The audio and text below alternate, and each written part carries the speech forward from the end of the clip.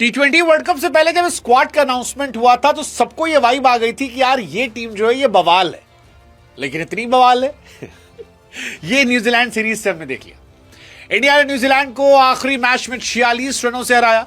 सारे एक्सपेरिमेंट्स करने के बाद भी इंडिया ये सीरीज 4-1 से जीत जाती है और आखिरी मैच 271 बनाकर जीत जाती है। मैंने पहले भी आपसे कहा था कि इंडिया की टीम जो है वो आईपीएल के सारे जैसी है, बस हमारी गेंदबाजी थोड़ी ज्यादा बेहतर है जो हमें मैच जिताने का दमखम रखती है। हालांकि न्यूजीलैंड ने अच्छा खेला, 19 ओवर 4 गेंद में 225 में थोड़े कम हो सकते थे, लेकिन इंडिया ने बताया कि अगर किसी एक का दिन खराब है तो दूसरा कवर कर सकता है। पूरा वर्ल्ड कप को लेकर तस्वीर साफ हो गई है। यही टीम रहेगी, बस इस टीम से संजू सैमसन बाहर जाएंगे, तिलक वर्मा अंदर आएंगे और मुझे लगता है पहली 11 जो है वो यही 11 रहने वाली है जो आज हमने मैच देखा है। ये एक्साइटिंग है कि आप ईशान किशन से डरेंगे या अभिषेक शर्मा से, आप तिलक पर ज्यादा भरोसा करेंगे या फिर सूर्य कुमार यादव पर, मिड ओवर्स में आप हार्दिक पांड्या से खौफ खाएंगे या फिर रिंकू सिंह से, और क्या शिवम दुबे के हथियार से आप बच पाएंगे। इन सब के बाद अक्सर से निपटना क्या संभव होगा। गेंदबाजी में भी कहानी वही है कि वरुण नहीं चलेंगे तो अक्सर चल जाएंगे, अक्सर नहीं चलेंगे तो फिर बुमराह चल जाएंगे, बुमराह नहीं चलेंगे तो अर्शदीप चल जाएंगे, हार्दिक तो चलते ही रहते हैं बैटिंग बॉलिंग कहीं पर। ओवरऑल ये परफेक्ट 11 है और ये एक ऐतिहासिक लम्हा है इंडिया के वर्ल्ड कप जीतने का। मुझे लगता है कि इंडिया वर्ल्ड कप अगर किस्मत और टॉस साथ रहता है तो आसानी से जीत सकती है। फिलहाल वर्ल्ड क्रिकेट में जितनी भी टीम है मुझे नहीं लगता कि इंडिया के आसपास भी कोई टीम है और ये इस टीम के लिए कॉम्प्लीमेंट है। ये वो टीम है जो आपको हर दूसरे दिन 200-250 की ताकत दिखाएगी। ये वो टीम है जो आपको बताएगी कि अगर 2-3 विकेट गिर भी गए तो भी हम मैच में हैं, हम आपको मारेंगे, हम स्लो नहीं खेलेंगे। हमारे यहां पर जिसका लोवेस्ट स्ट्राइक रेट होगा वो 150-200 होगा।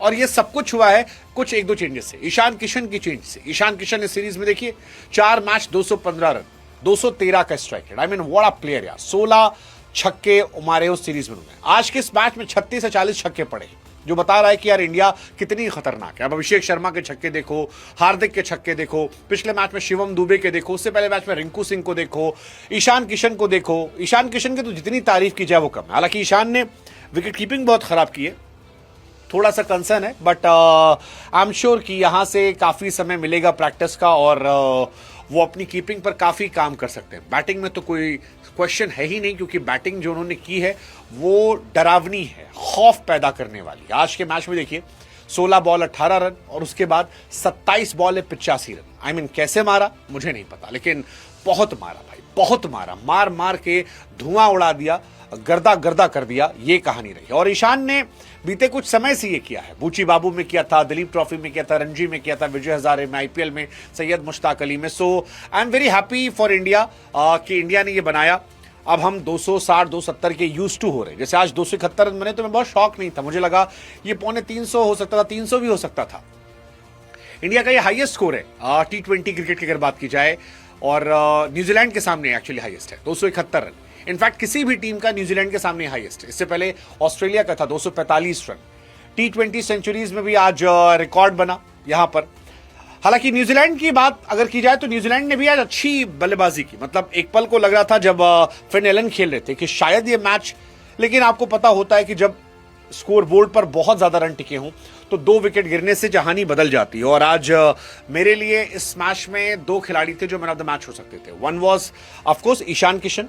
हालांकि अगर ईशान किशन को मैन ऑफ द मैच ना देते आप तो उसकी वजह उनकी खराब कीपिंग हो सकती थी। उन्होंने 2-4 बड़ी बड़ी गलतियां की थी कीपिंग में, लेकिन Akshar Patel was too good man. I mean वो जब प्रेशर पीक पे था कि बुमराह की पिटाई हो रही थी, फेंटे लग रहे थे, अर्शदीप को 2 ओवर में 40 पिट गए थे, वरुण चक्रवर्ती पिट गए थे, उस वक्त आना और फिन एलन पर कब्जा करना और फिन एलन को जो उन्होंने आउट किया, रिंकू सिंह ने कैच किया था, आई think that was a game changing moment. उसके बाद भी वो लगातार थे।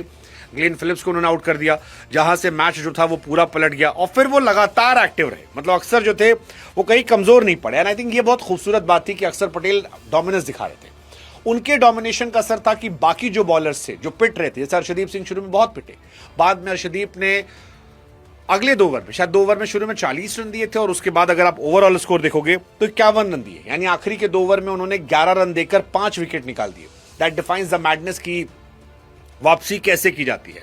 हार्दिक पांड्या उनसे और ओवर कराया जा सकता था, नहीं कराया गया, क्यों नहीं कराया गया मुझे नहीं पता, लेकिन ये मैच उनका था। बैटिंग उन्होंने जबरदस्त की थी, बैट से बताया और ये बताया कि वो दुनिया के एक्चुअली में सबसे प्रीमियम ऑलराउंडर क्यों है। मतलब आज के टाइम में कोई भी गेंदबाज या बल्लेबाज जो ऑलराउंडर है, चाहे वो स्पिन डिपार्टमेंट से हो या फास्ट डिपार्टमेंट से, there is no one close to Hardik Pandya.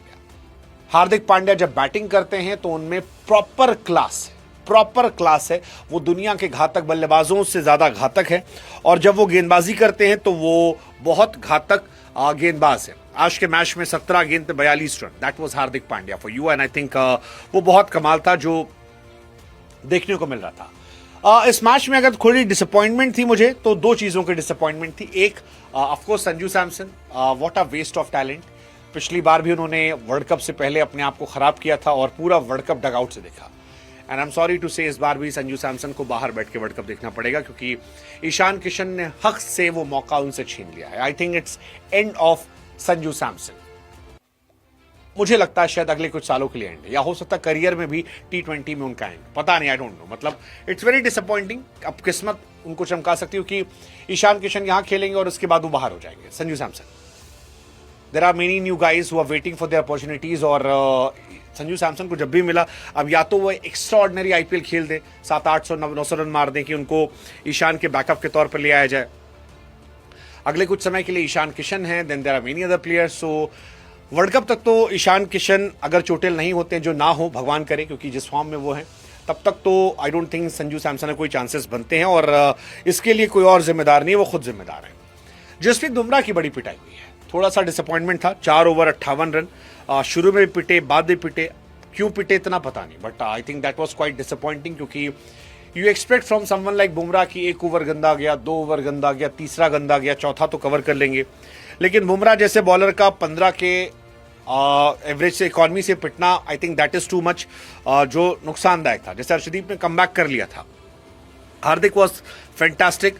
Varun Chakravarthy पहले 2 ओवर महंगे थे, 2 ओवर में शायद 30 रन दिए थे, आखिरी के 2 ओवर में सिर्फ 6 रन दिए और 1 विकेट निकाला, उसमें से भी 1 चौका शायद फालतू चला गया था, तो उनका भी कमबैक सेकेंड हाफ में हो गया था। अक्षर पटेल वॉज क्लास से पार्ट, जितनी तारीफ की जाए उतना कम है। अभिषेक और रिंकू से एक्सपेरिमेंट कराया गया, वो भी ठीक था, तो ओवरऑल की कहानी अच्छी थी। इस सीरीज का एडवांटेज अगर आप बात करोगे तो आई थिंक सबसे बड़ा एडवांटेज ये था कि सूर्या बाबू जो हमारे हैं, वो एज अ बैट्समैन उनकी वापसी हुई। आज भी सूर्य कुमार यादव ने 30 गेंदों पर 63 रन बनाए। Nobody is talking about him, because Ishan Kishan जो थे वो आतिशबाजी की पराकाष्ठा कर रहे थे, लेकिन नेवर फॉरगेट सूर्य कुमार यादव। आप हार्दिक पांड्या और अभिषेक शर्मा या फिर ईशान किशन की पारी के बीच में ये भूल जाते हैं कि सूर्य कुमार यादव 200 प्लस के स्ट्राइक रेट से मार रहे हैं और वो विजिबल नहीं हो रहे। और ये बताने के लिए काफी कि इंडिया की बैटिंग लाइनअप जो है उसकी डेप्थ कितनी ज्यादा है। सूर्या इस सीरीज में लगातार अच्छा कर रहे हैं, कैप्टन के तौर पर वो तो बचपन से अच्छा कर रहे थे। ऑस्ट्रेलिया को 4-1 से हराना हो, साउथ अफ्रीका को हराना हो, श्रीलंका को हराना हो, इंग्लैंड को हराना हो, एशिया कप जीतना हो, फिर न्यूजीलैंड को 4-1 से हराना हो, so he is class apart. Captain के तौर पर इस सीरीज में रन बनाने की बात की जाए तो सूर्य कुमार यादव ने इंडिया के जितने भी कैप्टन हैं उनमें सबसे ज्यादा रन बना लिए हैं T20 सीरीज में, and I think that's a great sign.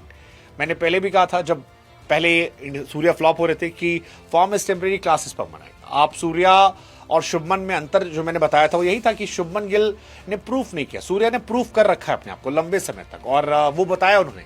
242 run उन्होंने बनाए इस सीरीज में, जो विराट कोहली के 2021 के रिकॉर्ड को तोड़ रहे हैं।